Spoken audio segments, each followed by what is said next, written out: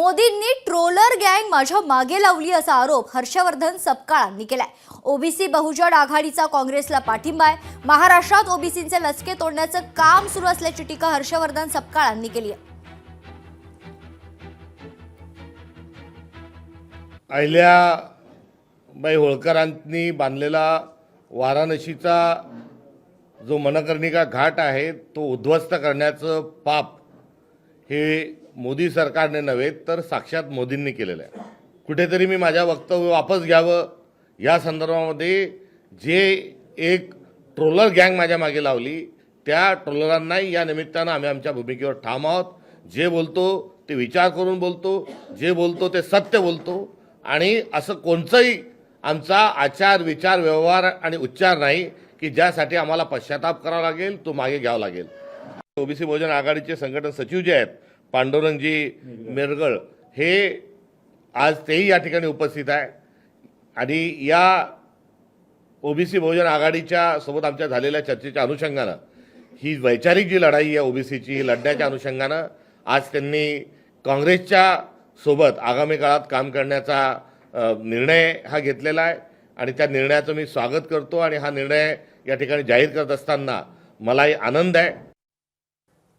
पवार कुटुंब ना घरका ना घाटका असल्याचं चित्र अशा शब्दात लक्ष्मण हाकेंनी पवार कुटुंबावर टीका केली। लक्ष्मण हाकेंच्या निशाण्यावर आता पवार कुटुंब आहे। पवार कुटुंब त्यांच्या मुलांना राजकारणात आणण्यात व्यस्त असून लक्ष्मण हाकेंची जोरदार कुटुंबावर टीका पाहायला मिळते। दरम्यान हाकेंशी बातचीत केली लोकशाहीचे प्रतिनिधी विकास कोकरे यांनी, पाहूयात।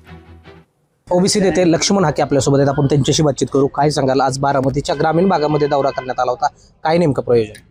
बारामतीच्या पवारांचा जो विकास आहे ना तो विकास बघायला आलो होतो। विकास नक्की कुठल्या घरात राहतो, कुठल्या गावात राहतो आणि विकासनं नक्की काय काय विकास केलाय, विकास इकडे उभा आहे, विकासनं काय काय विकास केलाय हे आम्ही बघायला आलो होतो। हे बघा, पवार फॅमिली कधीही वेगळी नव्हती, पवार फॅमिली एकत्रच आहे। आम्ही गेल्या 2 वर्षापासून सांगतोय की हे एकच आहेत। पहाटेचा शपथविधी घ्यायला सुद्धा पाठवलं होतं अजितदादांना ते पवार साहेबांनीच। त्यामुळं हे जनतेला गुल्लू बनवण्याचा हा प्रोग्राम आहे। ह्या बघा, आंदोलन केलं पाहिजे, मागणी मांडली पाहिजे, लोकशाही आहे, यामध्ये दुमत असण्याचं कारण नाही। पण आता निवडणूक आहेत, आत्ताच्या आठवड्यापुरतं महिन्यापुरता विचार करायचं झालं तर 5 तारखेला निवडणूक आहे आणि निवडणुकीमध्ये आपला रोष बॅलेटमध्ये दाखवायला मी त्यांना आव्हान करेन। पिंपरी चिंचवड कुणाचा बालेकिल्ला होता, पहाटे पहाटे जाऊन कोण पाहणी करत होतं, काम करत होतं? अजितदादा पवार। पुण्यामध्ये पहाटे उठून मी पहाटेचं कामाला सुरुवात करतोय असं कोण म्हणत होतं? जागिरी समजली होती का नाही पिंपरी चिंचवड आणि पुणे? ह्यांना काही देणं घेणं नाही सर्वसामान्य माणसांचं। मुंबई ही सोन्याचं अंडा देणारी कोंबडी आहे। मुंबईची सत्ता आपल्या हातात असली तर महाराष्ट्राचं राजकारण करता येतं, हे राज्यकर्त्यांच्या डोक्यात आहे। पण सर्वसामान्यांचं काय, आमचं काय? त्यामुळं बारामतीच्या लोकांना मी आव्हान करायला निश्चित बारामतीमध्ये निवडणुकीला सामोरं जाऊ। विकास कोकरे, लोकशाही मराठी, बारामती।